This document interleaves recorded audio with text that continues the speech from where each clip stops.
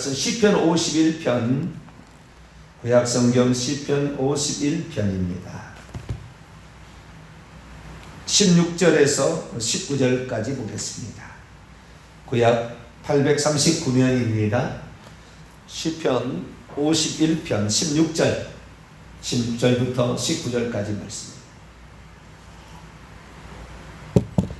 온라인 성도들도 다 같이 적은 소리지만 꼭 이렇게 교도가실 때 교도가시기 바랍니다. 16절에서 19절까지 말씀을 한 절씩 교도합니다. 주께서는 제사를 기뻐하지 아니하시나니 그렇지 아니하면 내가 들었을 것이라. 주는 번제를 기뻐하지 아니하시나이다. 하나님께서 구하시는 제사는 상한 심령이라. 하나님여 상하고 통회하는 마음을 주께서 멸시하지 아니하십니다.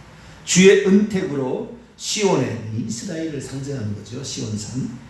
시온의 선을 행하시고 예루살렘 성을 쌓으소서. 그때 주께서 의로운 제사와 번제와 온전한 번제를 기뻐하시니 그때 그들이 수소를 주의 제단에 드리리이다. 아멘. 기도하겠습니다. 거룩하신 하나님, 언제 어디서나 우리에게 위험의 요소는 항상 존재하고 있습니다.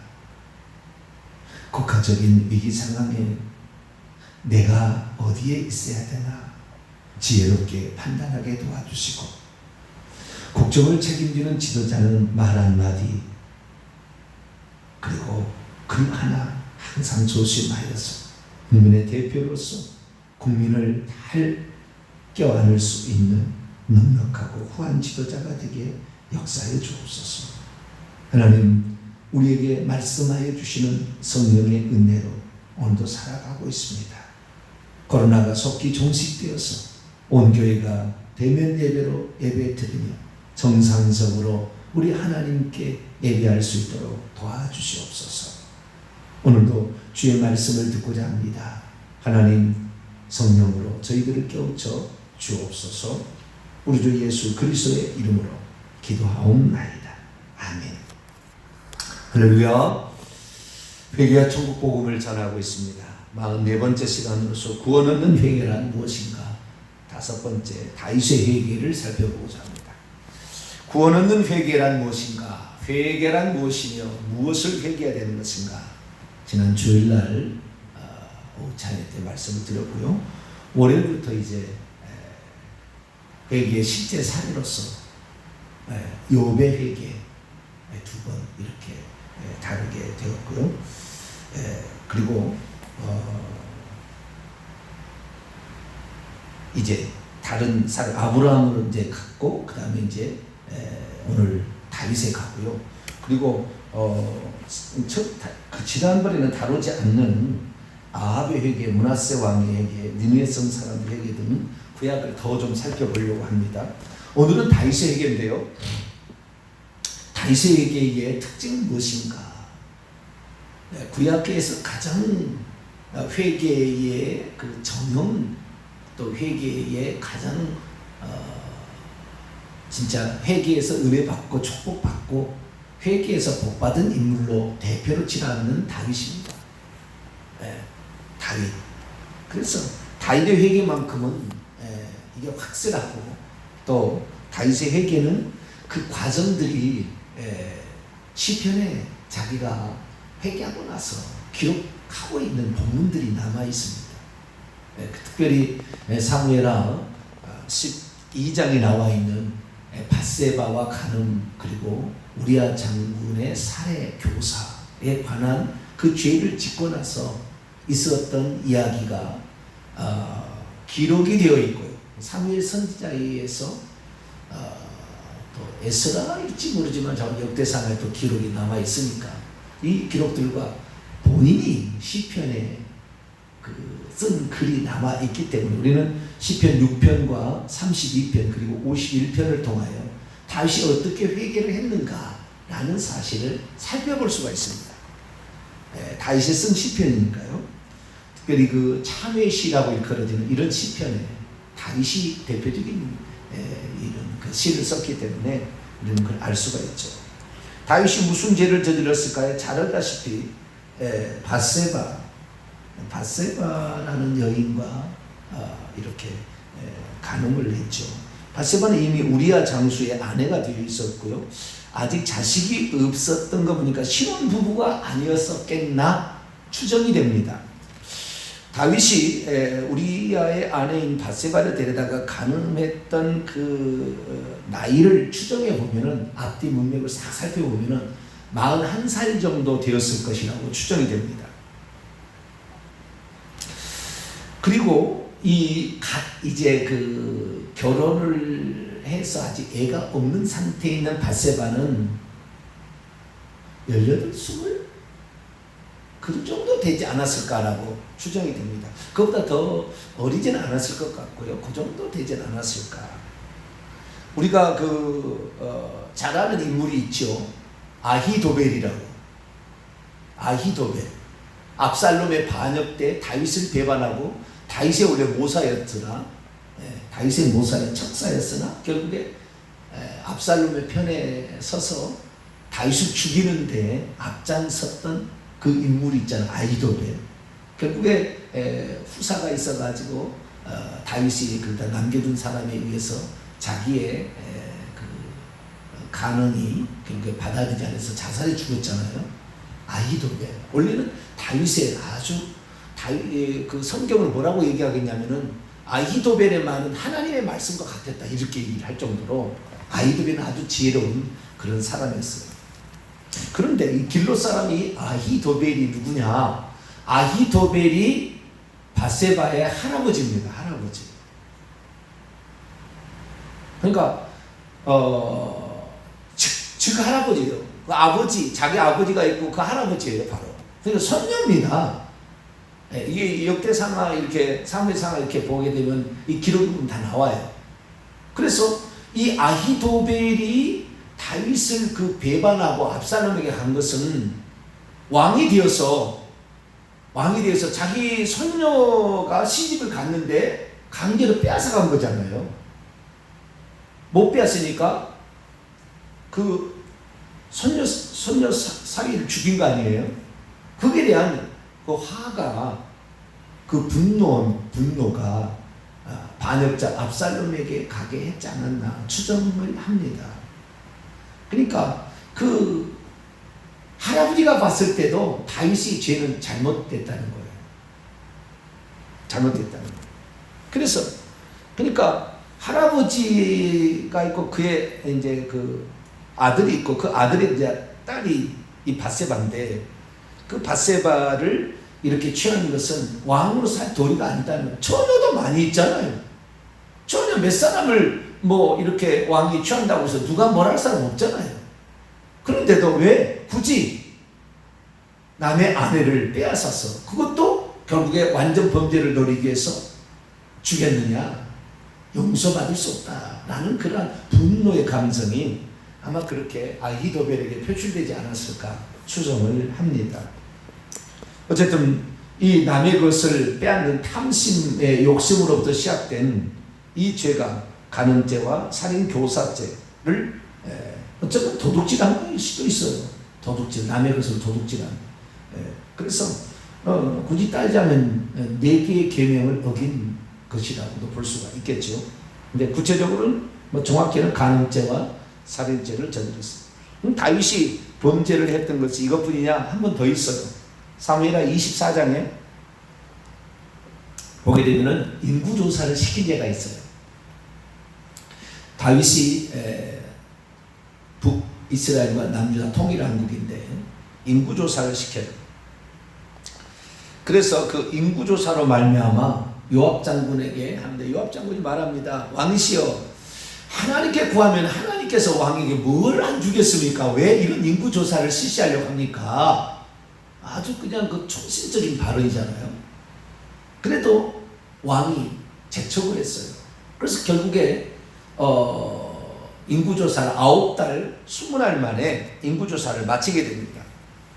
인구조사를 했을 때에 결국에 북이스라엘에는 80명의 20세 이상의 장정이 있었고 남유다는 50만 명, 다른 곳의 기록은 130만 명이라는 기록도 있어요. 무엇을 더하게 뺐는지 잘 모르지만 좌우지간 수십만 명의 수백만 명의 이러한 인구조사가 아니라 사실은 전쟁에 나갈 용사가 몇 명이나 되는지를 확인하는 조사였죠. 그래서 하나님께서 다윗을 하나님 복 주셔서 많은 백성들이 있게 하셨다라는 거죠. 그러면 왜 다윗은 인구조사를 하게 되었을까라는 거죠. 다윗은 그 밧세바하고 사건을 통하여 시편 51편 오늘 본 말씀에 하면은 피 흘린 죄에서 라는 말을 합니다. 14절을 보게 되면 시편 51편 14절을 보면 하나님이여 나의 구원의 하나님이시여 피 흘린 죄에서 나를 건지소서 내가 주의 의를 높이 노래하리이다. 피 흘린 죄, 충성된 부하 장수를 죽인 죄죠. 그래서 일평생에 다윗은 그 다음부터는 절대 부하를 안 죽입니다. 절대 죽이지 말라고요. 적의 원수의 부하 장수가 자기에게 뭡니까 이렇게 항복에 들어와도 절대 죽이지 못하도록 이렇게 그 다윗은 한번 이렇게 어떤 죄를 짓게 되면은 그 죄에 대해서 두 번 다시 반복하지 않으려는 좀 더 특징도 나옵니다만은 그런 게 있어요. 열왕기상 15장을 한번 열어볼까요? 열왕기상 15장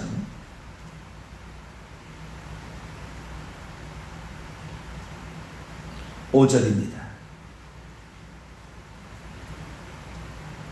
열왕기상 15장 5절 읽습니다. 시작. 이는 다윗이 햇사람 우리아의 일 외에는 평생에 여호와 보시기에 정직하게 행하고 자기에게 명령하신 모든 일을 어기지 아니하였습니다. 이렇게 말하고 있습니다. 그래서요, 이 인구조사의 문제는 좀 죄에 포함될 수도 있고 안 포함될 수도 있는 그러한 특별한 거예요. 근데 어쨌든 인구조사를 시켰은 것은 분명한 것이고 그것은 하나님을 신뢰하지 아니하고 국력을 의지하겠다는 다윗의 생각이잖아요. 그래서 역대하 21장 1절 읽어보면은 이 다윗이 사무엘하 24장 1절 읽어보면은 다윗이 인구조사를 시킨 것으로 나와 있는데 나와 있는데 역대하 21장 1절 읽어보면 사단이 인구조사를 시켰다고 그렇게 나와요.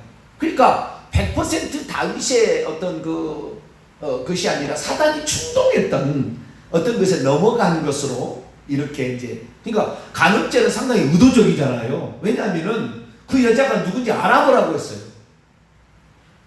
저 목욕하고 있는 여자가 누구냐고 밤에 저 달빛에 저 여자 누구냐고 알아보라고 해서 결국 간음합니다. 그냥 상당히 간음죄는 의도적인 죄고요. 글을 써서 요압 장군에게 적진의 유리아 장수를 죽이라고 했으니까 이건 의도적인 죄거든요. 그런데 인구조사의 죄는 의도적인 죄가 아니라 사단이 그를 충동해서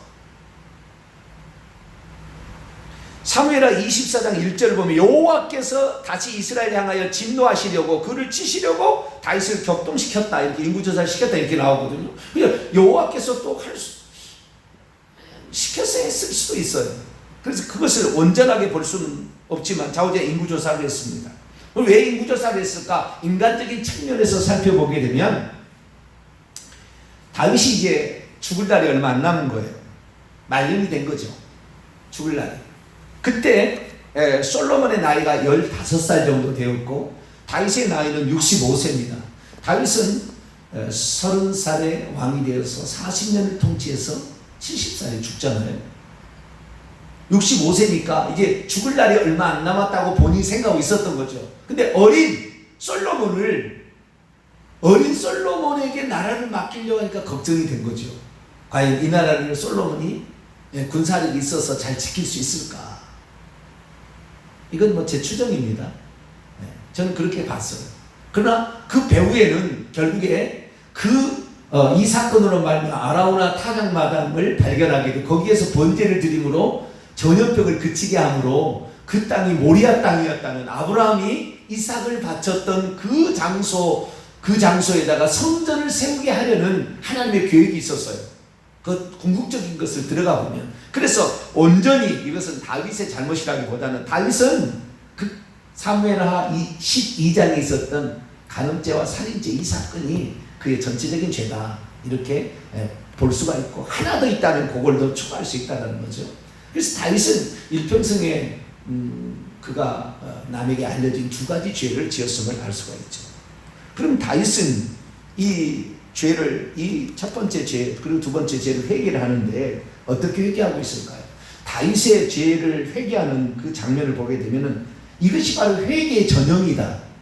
이렇게 회개하는 것이 진짜다. 이렇게 회개하는 것을 우리는 따라가야 된다. 라고 말할 만큼 가장 회개에 있어서 전형을 보여주는 아주 이렇게 회개하는 것이 오리지널이다. 라고 알려주는 그런 모습이 있습니다. 첫 번째 특징입니다. 사무엘하 12장 13절을 읽어보게 되면 나단 선지자가 와서 그에게 책망했을 때 그는 즉시 내가 여호와께 죄를 범하였다고 시인합니다. 그러니까 죄라는 것을 누군가가 지적하고 자기는 그것을 죄라 생각하지 않고 있었어요. 왕으로서 특권이라고 생각했다 그 말이에요. 나는 왕인데 뭘 못 가져? 라고 생각했던 그에게 나단 선지자가 나타나 책망을 하자 즉시 죄를 회개합니다. 즉시 변명하지 않습니다. 그리고 죄를 숨기지 아니했습니다. 이것이 바로 그가 시편 32편에 그 기록을 남겼는데요.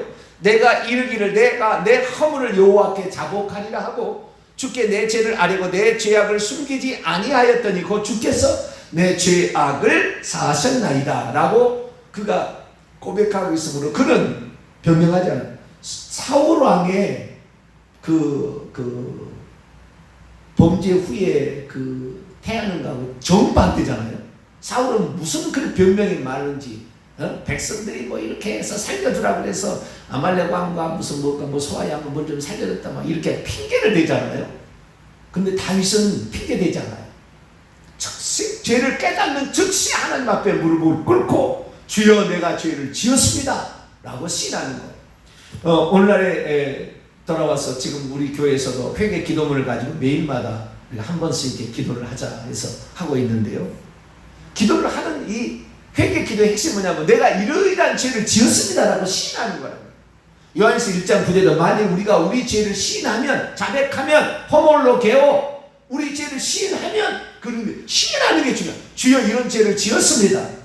뭐 하나님 이런 죄를 지었으니 예수 피를 씻겨 그거 말고 뒤에 뭐 말고 주여 나는 범죄했습니다. 나 우상 숭배했습니다. 제사 음식 먹었습니다. 제사상에 절했습니다. 사울 초파일에 가서 불상에다가 절했습니다. 불탑을 돌았습니다. 미시를 섬겼습니다. 찰밥을 먹었습니다. 뭐 이 얘기를 해야 된다는 말이에요. 찰밥을 먹은 게 정월 대보름 날 장수하려고 그렇게 미시를 섬겼다 그 말이지 찰밥 먹은 건 죄가 아니에요. 근데 그런 것을 시인해야 된다는 말이에요. 시인해야 된다. 그리고 사무엘하 24장을 열어봐도 이 하나님께서 이제 그 다윗을 책망을 합니다. 인구조사를 했을 때 책망을 하는데요. 이 선자를 보내가지고 그의 죄를 책망을 하는데 이 선지자를 보내기 전에도요. 인구조사 즉시 자기가 죄라는 것을 알았어요. 자, 사무엘하 24장 한번 열어볼까요? 그러니까 선자를 보내기 전에 그러니까 자기의 죄를 알고 바로 그 죄를 자백하는 모습을 보게 돼요. 이번에는 지난번에는 그 나단 선지자가 와서 책망을 했잖아요. 근데 이번에는 갓 선지자가 와서 책망을 하는데 책망하기 전에 미리 알아요. 죄를 자복하는 그런 장면이 나와요. 사무엘하 24장 10절을 보면 다윗이 백성을 조사한 후에 그의 마음에 자책하고 자기 마음이 자기를 쳤다는 거예요. 때렸다는 거예요. 다윗이 여호와께 아뢰되 내가 이 일을 행함으로 큰 죄를 범하였나이다. 여호와의 이제 간과하옵나니 종의 죄를 사하여 주시옵소서. 내가 심히 미련하게 어리석게 행하였습니다 라고 아침에 일어날 때에 갓 선지자의 말이 그에게 왔어요. 네가 범죄했으니 너가 너의 징계가 있다. 택하라. 뭐요? 7년 기근을 당할 거냐, 3년 전쟁에 칼에 죽을 거냐, 3일 전염병에 시달릴 거냐. 다윗은 말하지 못해요. 왜? 전부 백성을 치는 거잖아요. 자기가 잘못했는데 백성을 치는 거예요. 이것이 지도자의 범죄의 상태입니다. 지도자가 잘못하면 백성이 고통을 당하는 거예요. 철저히 지도자들은 알아야 돼요. 성도들이 고통을 당하고 이 국민이 고통을 당하는 것은 영적 지도자, 정치 지도자의 책임입니다. 다윗의 범죄는 다윗의 범죄로 끝나는 게 아니에요. 결국에 그 백성을 친다니까 다윗이 그 말을 듣고요, 말을 하지 못하는 거예요. 어떻게 내가 범죄했는데 어떻게 백성을 하나님 치시냐. 그랬더니 하나님께서 가장 약한 3일 전염병을 쳤는데 하루인지 이틀인지 3일인지 며칠 안 돼서 7만 명이 죽어가는. 근데요, 두 번째 다윗의 회개의 특징입니다. 첫 번째는 즉시 시인했다는 것이고, 두 번째는 뭐냐면은 자신의 그 죄를 진심으로 회개를, 그러니까 진심으로 상하고 통회하는 심령으로 그 죄를 용서해 주시기를 간구했다는 거예요. 오늘 이 사무엘하 1장 들어왔으니까 이 인구조사 사건을 통해서는 그는 뭐라고 그 전염병도에 천사가 보내서 치는 거잖아요. 히스기야 왕 때도 천사가 치르잖아요. 18만 5천을 하루아침에 천사가 다 치는 거예요. 그런데 뭐라고 얘기했느냐? 사무엘하 24장 17절 보면 다윗이 백성을 치는 천사를 보고 또 여호와께 아뢰어 이르기를 내가 범죄하였고 내가 악을 행하였대. 잘못 행했는데 이 약물이는 무엇을 행하였나이까? 청하건대 당신의 손으로 나와 내 아버지의 집을 치소서. 원문에 보니까 당신의 손이 나와 내 아버지의 집에만 있게 하소서. 백성이 뭔 죄를 지었습니까? 내가 죄를 지었는데. 여러분, 그래서요, 다윗이 우리야 장군을 죽인 다음에 가늠하고요. 그리고 있은 사건이 이 압살롬 이 반역 사건이 일어나는데요. 압살롬 반역 사건인데 기꺼이 왕위를 버립니다. 기꺼이 왕위를 버려요. 나는 왕으로서 합당치 않아서 압살롬을 통하여 나를 징계하는 게 아닌가. 다윗의 그 장수들이 보통 장수입니까? 10년 동안 다윗을 따라다니면서 전장에서 그냥 익혔기 때문에 다윗이 가서 전쟁에 진 적이 있나요? 압살롬 한 키에 끝나버릴 수 있었어요. 그런데 일부러 도망을 치는 거예요. 기드론 골짜기를 건너가서 막 도망할 때 시므이가 막 저주하고 난리가 법석 떴잖아요. 근데 자우지가 그 다윗은 압살롬이 반역을 이렇게 기꺼이 왕위를 버리는 거예요. 왕위를 버리는 거예요. 왜? 내가 잘못했는데 하나님께서 압살롬을 통하여 나를 징계하는 게 아닌가 생각했다는 거잖아요. 그래서 이 다윗은 자기가 범죄한 다음에 그 죄를 건성으로 사울왕도 내가 범죄했습니다 말했어요. 그런데 뭐요? 여호와께서 나를 버리지 않았다는 것을 이 백성이 알 수 있도록, 내가 하나님을 경외할 수 있도록 그런 장면을 백성이 보이게 해달라고 사울의 옷자락을 붙잡고, 사무엘의 옷자락을 붙잡고 그렇게 사울왕이 청하는 걸 보게 되면은 건성으로 입술만 에이 그래요 나도 죄를 범했어 이런 식이었다는 거예요. 그러나 시편 오늘 51편을 보세요. 그는 그렇게 회개하지 않았어요. 진심 어린 회개를 했어요. 상하고 통회하는 심령을 가지고 해결했다고 말이죠. 17절입니다. 시편 51편 17절. 하나님께서 구하시는 제사는 상한 심령이라.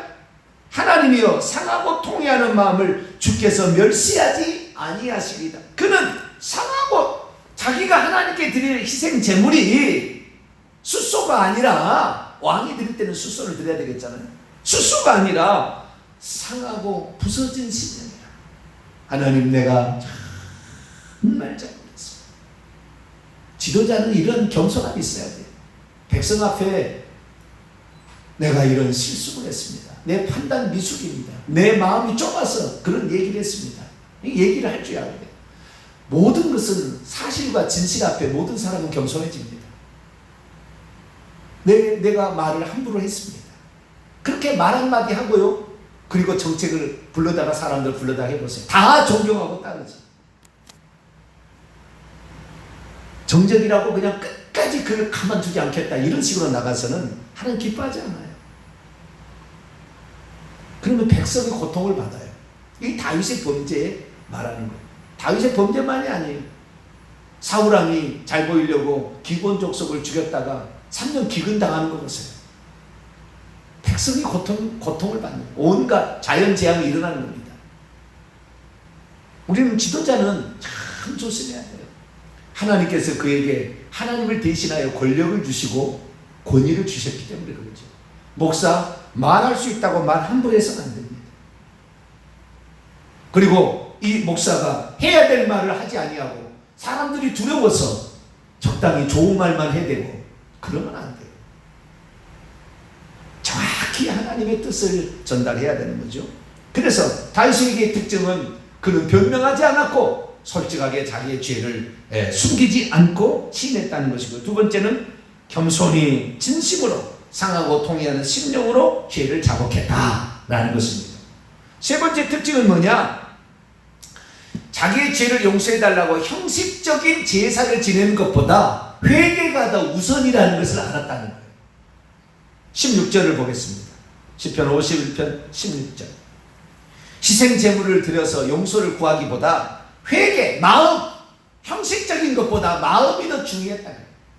16절입니다. 시작. 주께서는 제사를 희생제물을 기뻐하지 아니하시나니 그렇지 아니하면 내가 들었을 것이라. 주는 번제를 기뻐하지 아니하시나이다. 19절도 있습니다. 그때 주께서 의로운 제사와 번제와 온전한 번제를 기뻐하시니 그때 그들이 수소를 주의 제단에 드리리이다.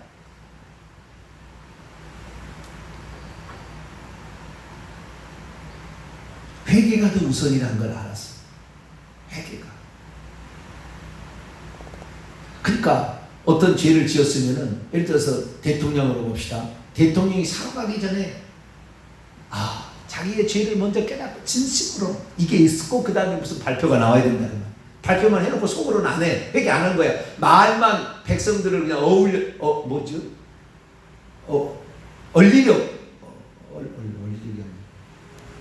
좌우지간 백성들을 무마하기 위해서 말로만 그런 게 하는 것이 아니라 진심으로 그렇게 하는 거죠. 그 속마음이, 그것이 우선이다.